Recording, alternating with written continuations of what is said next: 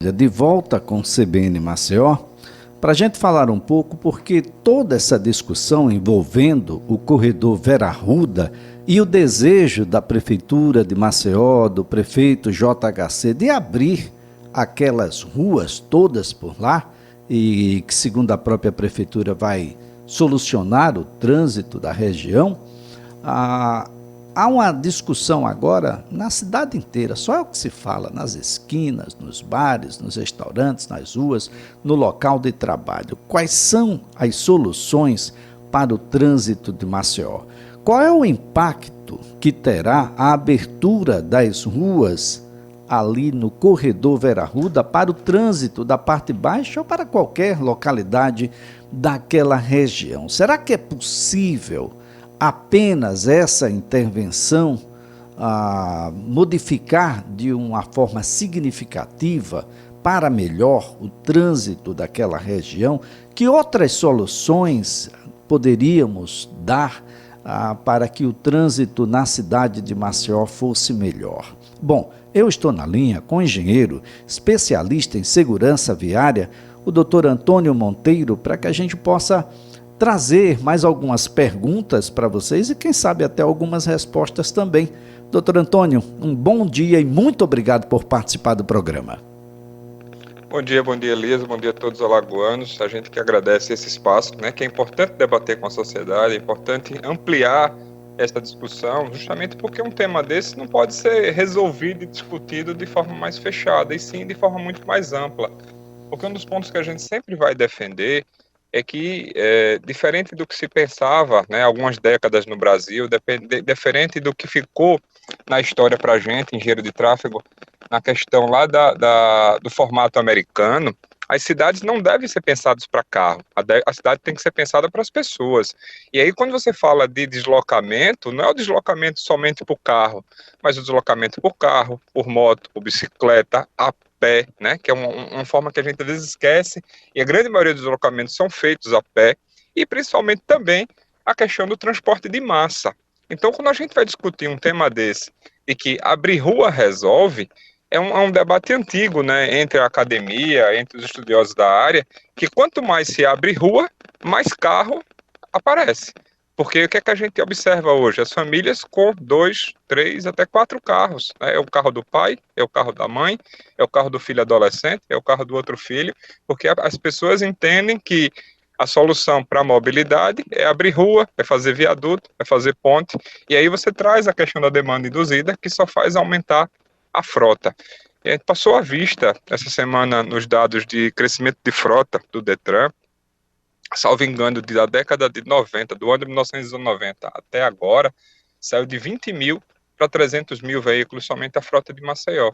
Então mostra o quanto, né, tem essa tendência errada por uma falha de avaliação de transporte público, por uma falha de melhoria das calçadas, por uma falta de projetos adequados de ciclovia, porque ciclovia não é só para atleta, a ciclovia é para o trabalhador também que vai para o trabalho de bicicleta e até aquele que opta também por trabalhar deslocando de bicicleta. A gente tem uma cidade que você tem o plano da parte baixa e o plano da parte alta. A gente não tem montanha, a gente não tem serra, a gente não tem nada. Então, se houvesse um trabalho pensante maior nessa linha de pensar a mobilidade como um todo, talvez a gente não estivesse hoje discutindo abrir, rasgar, né, o principal área do lazer da cidade de Maceió. Bem, doutor Antônio, de 20 mil para 300 mil significa dizer aí que um em cada 3 habitantes da cidade de Maceió tem um carro? Isso a gente está falando de frota registrada em Maceió. Eu tenho até que confirmar esse dado, porque é tanto número que a gente tem na cabeça, às vezes confunde a questão do número. Depois eu lhe passo certinho com a sua produção para lhe dar o número exato, tá? Bom, eu acho até que eu passei para a Mônica, mas enfim, a gente está falando ainda de frota registrada. Se for pensar em frota circulante, né, quantas pessoas moram em Rio Largo e trabalham em Maceió, quantas pessoas, né, moram na Barra de São Miguel, moram em Marechal e trabalham em Maceió, então você tem uma frota circulante ainda maior. E aí, de novo, você rasgar uma estrutura dessa, como o corredor Vera Arruda, o que é que vai acontecer? vai ampliar na cabeça das pessoas de que a solução é carro. As pessoas que usam Vera Arruda para se deslocar, para levar o filho na escola, caminhando, que se para ir numa padaria, para ir numa farmácia, que enfim, vai voltar ainda mais aquela ideia de, não, abrir uma rua nova agora, então vou comprar mais um carro para poder se deslocar. E aí daqui a pouco, 3, 4, 5 anos, a gente vai discutir rasgar uma outra praça, porque está de novo engarrafado. Não é esse o caminho, entendeu? E olha que eu estava aqui esperando vocês e pensando, você tem grandes especialistas na área, né, que eu tenho o prazer de conviver, até de chamar de amigos, mas tem o doutor Renan Silva, tem a doutora Jéssica Lima, tem a professora Simone Romão, que têm doutorados na área, que estudam isso, que são chamados para outro estado para debater e discutir esse tema, né, de uma forma mais ampla, discussão em outros estados, e que aqui não são chamados para conversar, entendeu? Então a gente sempre coloca, sempre vai defender isso, que há 2 meses atrás foi a discussão de transformar a aula em sentido único. Sou favorável? Sou, mas precisa de estudo. E nessa situação agora do Vera Arruda, sou contrário a abrir. Eu acho que tem outros caminhos para se resolver a questão do trânsito em Maceió, mas de novo eu digo, eu citei 3 nomes de pessoas que, como eu disse, da minha convivência, que são meus amigos, mas que têm doutorado nessa área, e muitas vezes são chamados em Brasília para discutir uma questão mais ampla em Brasília. Você tem o doutor Adroaldo, que agora é secretário nacional de trânsito, também se posicionando, um grande conhecedor do tema, e aí fica a prefeitura tomando as decisões, né, ou colocando uma consulta pública, onde o cara que mora em outros bairros, nem circula por lá, vai poder opinar sobre o tema. Então, assim, eu acho que tem que trazer isso de forma mais ampla para os estudiosos, trazer para a academia, trazer para a universidade e discutir Maceió como um todo, não discutir. O grande mestre Enio Lins postou um texto essa semana fantástico sobre isso, né, que a gente tem que discutir de forma mais ampla o litoral norte, o litoral sul, o avanço aqui da região do Bento Bentes, a região metropolitana interligando com o Rio Largo, que cresceu muito aqui com Minha Casa Minha Vida. Então a gente precisa discutir de forma mais ampla. A gente tem 2 grandes problemas, Elias. A gente está com o plano diretor vencido há muitos anos, né, e não se ajusta ao plano diretor de Maceió.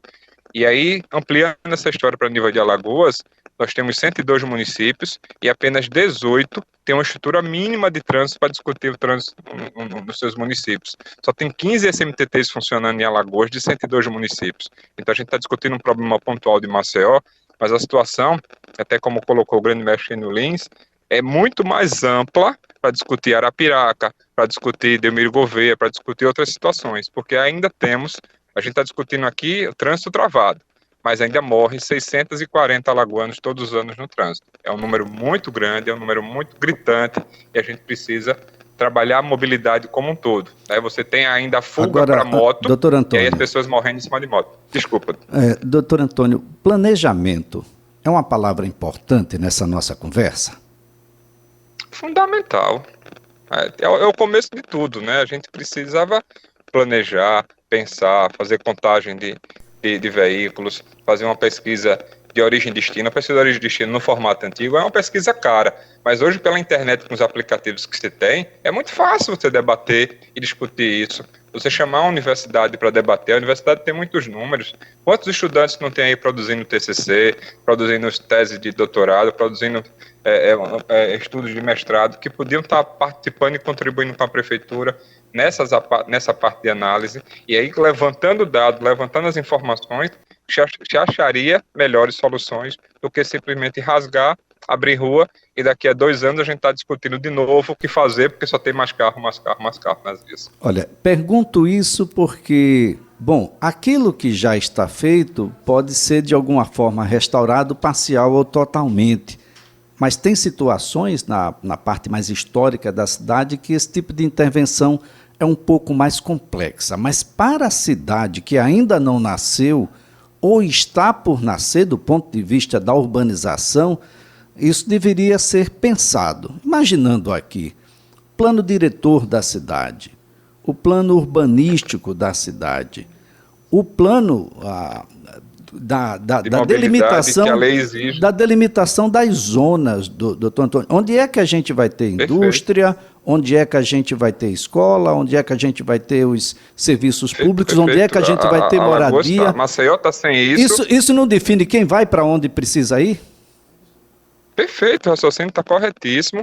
Você define onde as pessoas irão morar, onde vai funcionar o comércio, as regras para abertura de polos geradores. Você tem aí Gustavo Paiva, né? Só abrindo grandes empreendimentos, inaugurando grandes empreendimentos, inaugurando grandes empreendimentos. E a Gustavo Paiva não tem reforma há quantos anos? 20 anos, né? Iguatemi, Carajás, a- a- prédios comerciais, vários prédios comerciais, 3, 4 supermercados, 2 universidades, né, projeto de hospital saindo, tudo lançando na Gustavo Paiva. O que a Gustavo Paiva foi alterada? E nada. Você tem regiões de Gelamares que eram 20 casas, hoje são 20 prédios de 10 andares, 15 andares. E aí você fica só, como eu disse, inchando, por isso que eu citei o crescimento da frota ao longo desses 30, 40 anos.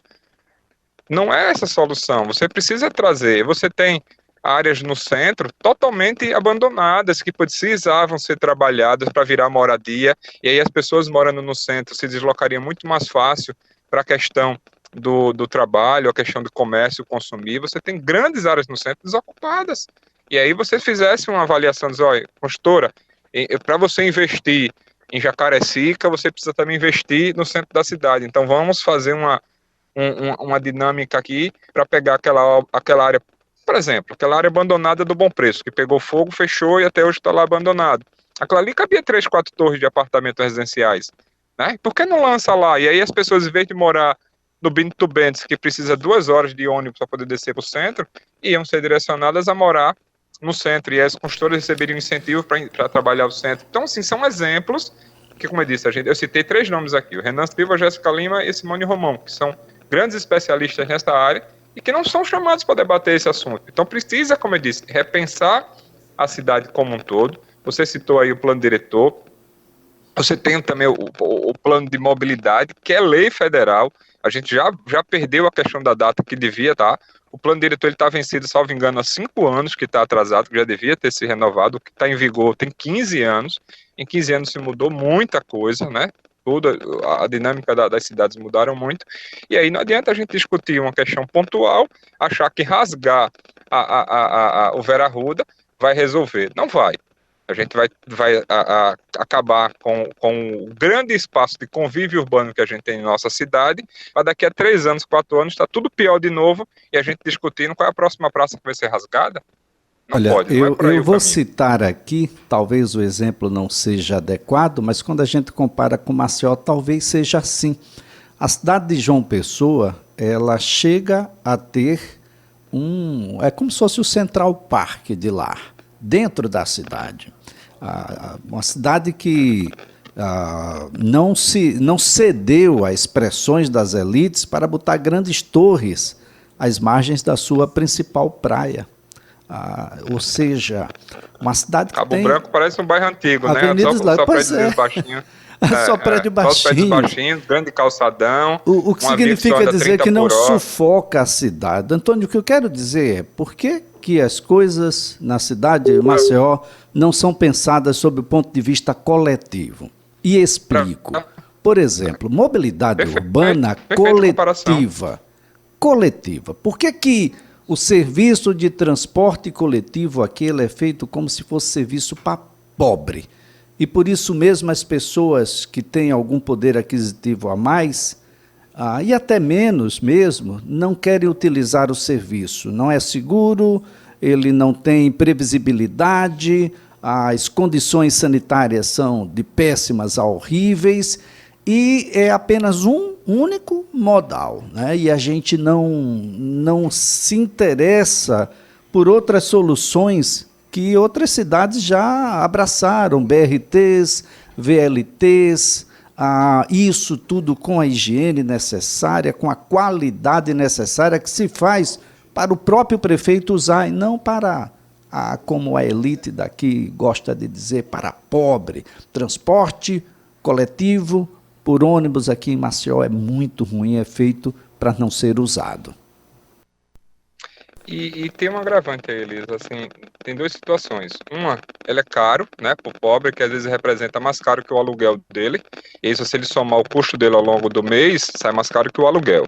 né? Porque ele vai gastar aí 300, 400 reais por mês, considerar o aluguel dele é mais barato que isso, e ele fica nessa situação. Aí o que acontece? Ele junta um dinheirinho, né, entra num consórcio e compra uma moto ou uma cinquentinha, e sobe nessa moto muitas vezes até inabilitado. E aí você tem o problema de quase todo dia a gente tem que noticiar morte de moto, porque o cara caiu da moto, não sabia dirigir, habilitar, ou vai inventar de andar pelo corredor e tomba, e cai, bate em outro veículo e morre. Então, quase todo dia a gente tem vida perdida, né? Em Maceió, quase todo dia, mas em Alagoas, todo dia, e a gente tem aí, são 300 e poucas mortes na questão da moto, e dá uns 15 mil atendimentos se juntar os dois hospitais. E aí você citou João Pessoa, a gente teve em Fortaleza o ano passado. Fortaleza fez 600 quilômetros de ciclovia. 600 quilômetros de ciclovia. E interligou as ciclovias às grandes estações de ônibus. E aí nas estações de ônibus ainda tem local para você, de forma gratuita, guardar a sua bicicleta. Então veja, se for pequena distância, você consegue se deslocar de bicicleta de forma segura, uma estrutura cicloviária adequada. Com a distância maior, você se desloca até a grande estação de ônibus, integração, e deixa sua bicicleta lá guardada de forma segura, vai para o seu trabalho de ônibus, volta e quando chega está lá sua bicicleta e você consegue se deslocar. O centro, eles têm projeto de proibir o carro circulando pelo centro. E toda essa grande cidade é problema do centro circulando na cidade. Se pegar as cidades europeias, você até entra, mas paga uma taxa absurda para entrar de carro nos centros. E em Fortaleza ele fez isso, tá limitando e fazendo com que as pessoas vão para o centro da cidade de ônibus. Um ônibus cabe o quê? 45, 60 pessoas. Veja que os carros, muitas vezes, tem uma única pessoa dentro de cada carro. E aí você pega um ônibus, pode ser trocado por 50 carros. Então, de novo esse raciocínio. Se a gente tivesse calçadas adequadas, né? Isso eu estou falando na cidade toda. Você pegar a Avenida Rota, ele não tem calçada para ninguém andar. Porque ou é transformado em estacionamento, ou é rampa, ou o pavimento não é adequado à circulação, nem para uma pessoa que tem capacidade de locomoção comum. Imagina para um idoso ou para uma criança, ou que tem limitação. Estava conversando com um amigo ontem, ele comentando que viu uma pessoa circular com a cadeira de roda do José Tenório até o Banco do Brasil, ali na Via Expressa, porque não tinha como ela se deslocar pela calçada, ela se deslocou pela via, de cadeira de roda, uma cadeira de rodazinha, empurrando, elétrica, não lembro, mas durante toda a via. Veja o risco que essa pessoa passou e o constrangimento que essa pessoa passou. Então a gente precisa trabalhar melhor as nossas calçadas, a gente precisa de uma estrutura cicloviária adequada, não só para atleta na orla, mas uma estrutura cicloviária. Está evoluindo bem, né? A da Fernando de Lima, que precisa terminar para entregar, mas pensar em outras estruturas e também pensar no nosso transporte adequado que seja para todos, né? Nem para o menos que tenha recurso, mas que a gente possa ter todo mundo uma condição segura, tranquila, de horário, de conforto. Aí sim, a gente vai ter uma cidade muito melhor estruturada e não vamos estar discutindo aqui, estar rasgando o parque para poder passar carro. É verdade, doutor Antônio, quando o senhor fala da ciclovia, é claro que a ciclovia é sempre muito bem-vinda. Essa que está na Avenida Fernandes Lima, que já se aproxima da Duvaldo Góes Monteiro, tem um preço ambiental alto, porque ela suprime aí 1/3 em determinado momento, 2/3 e em determinadas situações até 100% da vegetação que ali existe, das árvores que foram plantadas aí historicamente ali, que nos dá um certo conforto no período de mais calor que tem aqui a cidade, mas uma ciclovia sempre muito bem-vinda, mas pensou nisso porque não pensou como Fortaleza, em fazer com que essas bicicletas ficassem lá na sua origem, dando condição de transporte coletivo adequado, seguro, previsível, pontual, para que esses trabalhadores cheguem com a rapidez muito maior, sem esse esforço tão grande, e que ela fosse apenas uma ciclovia para contemplação, né?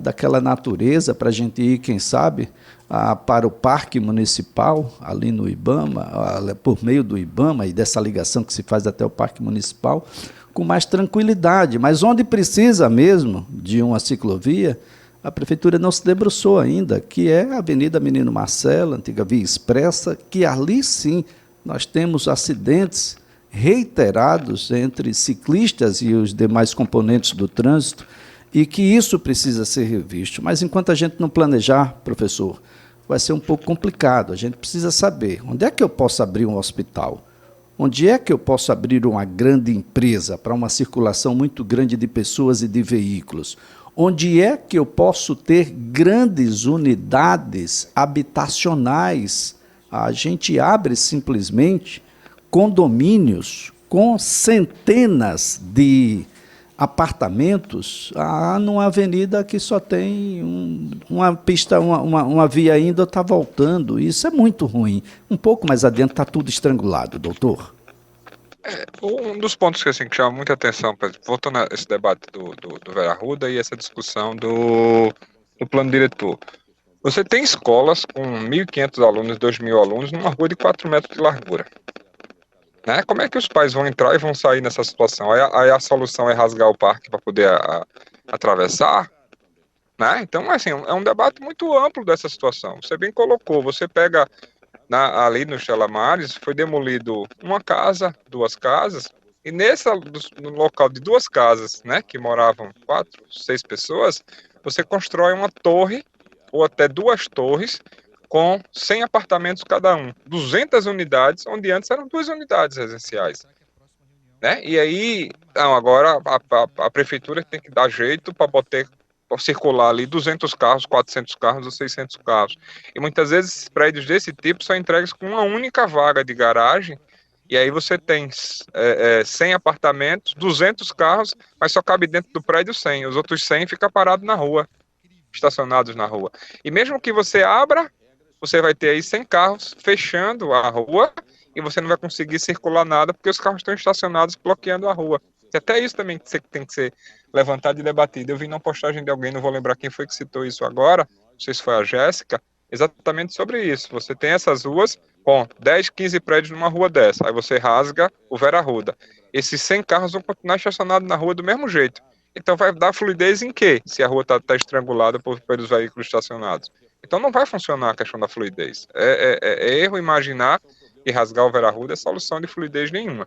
E você está muito correto, assim, parabenizo, de chamar sempre a atenção para o plano diretor. Sem o plano diretor, a gente vai ficar enxugando gelo e batendo a cabeça toda hora de problemas e problemas e problemas de diversos pontos na cidade. E aí morre gente porque a fuga para moto, morre gente porque não tem estrutura adequada de ciclovia, e vira esse caos lá embaixo, e aí essa pressão que se dá na prefeitura e na própria SNTT, enfim, de buscar soluções imediatas, né, soluções a curto prazo, que não resolve. Então, e doutor tem que ser planejado Antônio, e pensado para longo prazo. Doutor Antônio, só para a gente encerrar, depois que você conseguir, a duras penas, chegar onde queria, não vai ter onde estacionar. Esse é outro problema extremamente grave. A gente sai de algum lugar, sai da nossa garagem, mas precisa de uma outra. E quando chega no local de trabalho, na escola ou em qualquer área de lazer, mesmo aqui, a gente não tem onde estacionar. Não tem estacionamentos públicos, nem estacionamentos privados. Ainda tem um detalhe. O prefeito JHC achou que a gente tem tantas vias aqui na parte baixa que pegou uma faixa da avenida aqui na praia, Antônio Gouveia, aqui na praia, pintou de verde e disse, não, a gente tem muita rua para carro, vamos botar aqui patinete, carro de bebê, enfim, etc. É o fim da picada. Me permita, eu vi que o tempo está acabando, vai entrar o repórter. Repórter. Mas eu vi o seu comentário essa semana sobre ali a faixa verde. Eu fui procurado pelo CREA, eu fui procurado pelo vários lojistas naquela época, e eu sou favorável, tá? Me permita colocar dessa forma, porque ali é uma área de convívio das pessoas. Ali não pode estar. Ontem eu passei por ali, tinha um bitrem saindo do porto e cruzando a orla todinha. Ele ia colidir com o ônibus de turismo, porque era um bitrem, era um caminhão daquele de açúcar, de quase 30 metros de comprimento, circulando ali pela orla. Não é para ali. A gente precisa discutir o que fazer com os jogadeiros alagoanos, discutir a engenheiro... Mas, doutor Antônio, precisa ser exatamente naquele pedacinho da Ponta Verde, o início da Pajuçara, tem áreas maiores que poderiam ser dedicadas a isso. Pegar 2 faixas, tirar uma e botar para esse fim de segunda a segunda, é complicado. Mas ali, os veículos tinham que ser deslocados para dentro, não para a orla. entendeu? Você não é para ter caminhão e ônibus circulando na beira-mar, não. Doutor Antônio Monteiro, a nossa gratidão pelas informações. Vamos continuar com essa nossa conversa.